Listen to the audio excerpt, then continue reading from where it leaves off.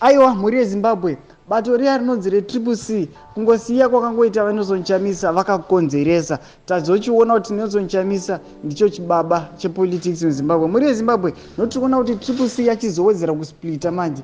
TCC yava kuchizosplita mune mamwe 2 maparts. Muri yeZimbabwe vanhu vari kushamisika nezvakaitika muzara nezuro. Saka muendera mberi nenyaya iyi nokurudzira vasubscriber, volike, voturn on the bell icon. Tombachona mabudetsi andokupa pano paZim News 11. Nokuti muzara nhasi muChange Radio vanenge vachinyora paX vachiti the Citizen Coalition for Change TCC through its spokesperson Promise Mkwananzi has stated that they do not recognize the self-imposed party spokesperson Minister J. Mafume. Statement from yesterday.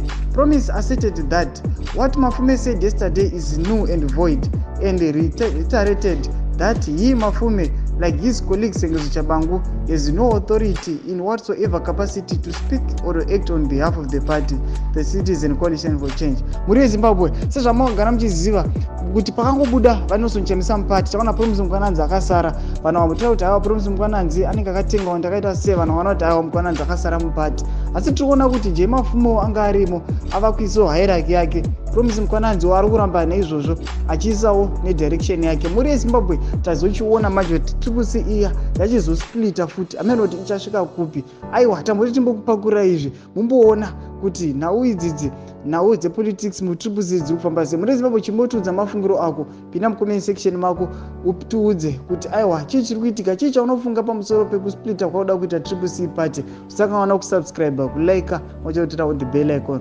Tombachona mabudetsi anokupa pano paZim News Live.